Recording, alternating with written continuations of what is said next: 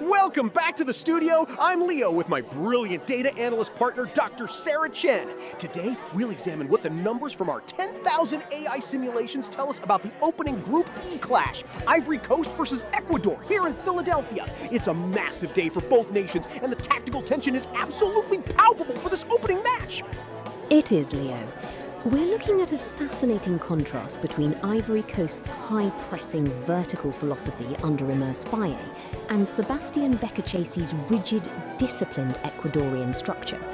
The simulation results suggest a tight, contested affair where individual moments could define the outcome.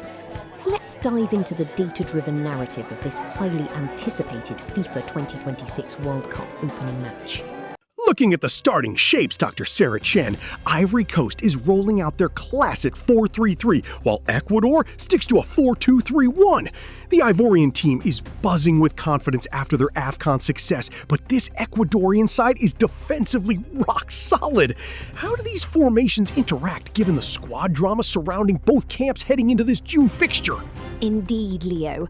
Immerse Faye is pushing for dynamic overloads with his wingers, clearly looking to test the opposition. Conversely, Sebastian Becacece is prioritizing defensive security. The simulation highlights that Ecuador's dual pivot system is specifically designed to neutralize Ivory Coast's rapid transition play. It's a classic battle of organized structural discipline versus fluid, aggressive attacking intent on the biggest global stage. It's impossible to talk about Ecuador without mentioning their anchor, Moises Caicedo. The simulation shows him dictating the tempo early on. Dr. Sarah Chen, how vital is his role in breaking up Ivory Coast's rhythm? We know Ecuador's buildup hasn't always been flashy, but against high-pressing teams, does Caicedo provide the necessary stability to keep the defensive line composed? Spot on, Leo. Caicedo is the heartbeat. The data shows him consistently snuffing out threats before they develop. By keeping the midfield compact, he forces Ivory Coast to play around them rather than through them. This control is exactly what allows Ecuador to frustrate opponents, creating the perfect environment for their clinical counter-attacking style to eventually manifest on the scoreboard.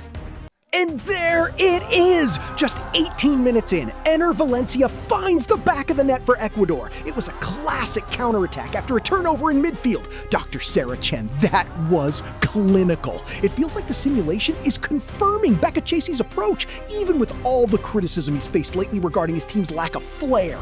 A vital early lead. Absolutely, Leo. It's a ruthless finish. The tactical irony isn't lost on me.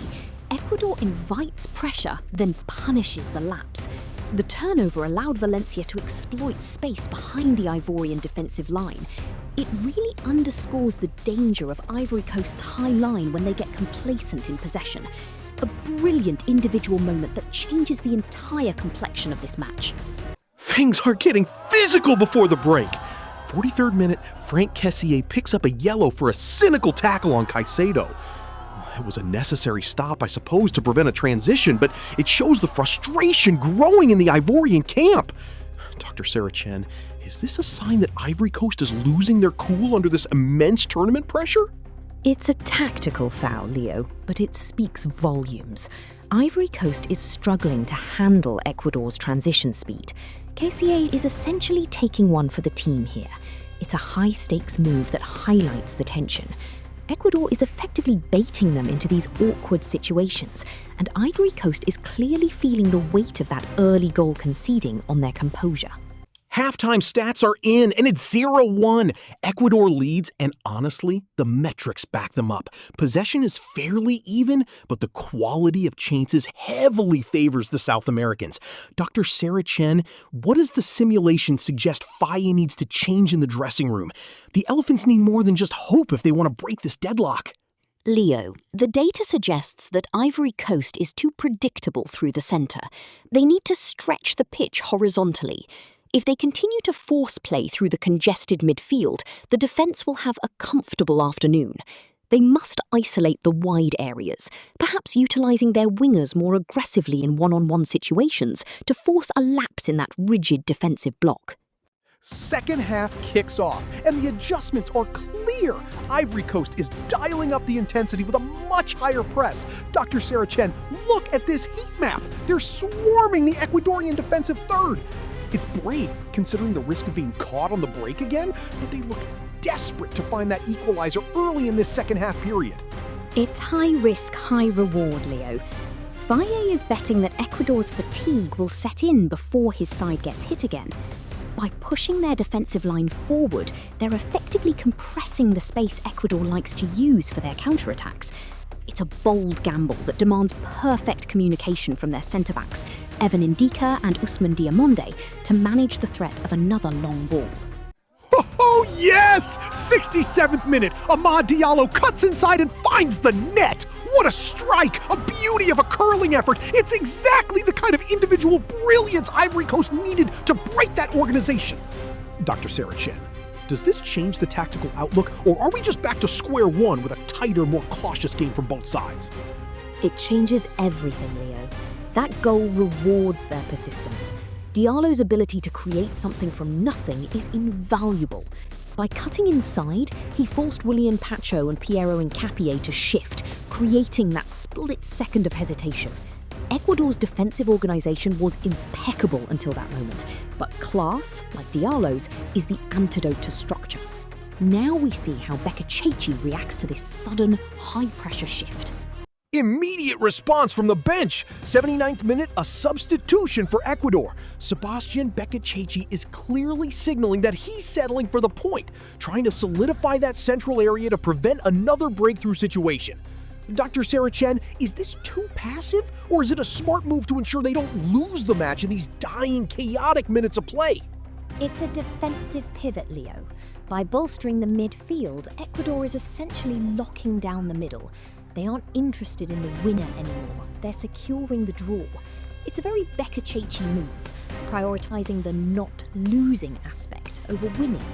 It effectively stifles the game's rhythm, making it extremely difficult for Ivory Coast to find any late, dramatic openings in the closing stages. Into the final minutes, and it's a total tactical stalemate. The game is slowed to a crawl. It's been an exhausting, high-intensity match, and both sides seem to be accepting the point.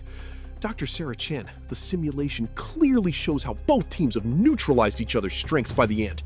A hard-fought draw for both sides in a very tough opening. Absolutely, Leo. It's a stalemate born of tactical necessity. Ivory Coast couldn't break down the wall, and Ecuador couldn't find the killer second. For an opening World Cup match, this was a display of high-level chess. Both managers will likely be satisfied with avoiding a defeat, even if the fans were left wanting more flair in these dying, intense final moments. Final whistle blows, 1-1 draw. A fair result? The expected goals tell a story of a balanced battle. Dr. Sarah Chen, as we wrap up, what's the biggest takeaway for our viewers regarding these teams moving forward? This result keeps Group E wide open, and I think we've got plenty of drama left in store for this tournament. The takeaway is resilience, Leo. Ecuador proved their defensive fortitude against a dangerous Ivorian attack, while Ivory Coast showed they have the talent to solve even the most stubborn blocks. They both take a vital point into the next round. It wasn't perfect, but it was compelling. Join us next time as we simulate the remaining fixtures of this tournament.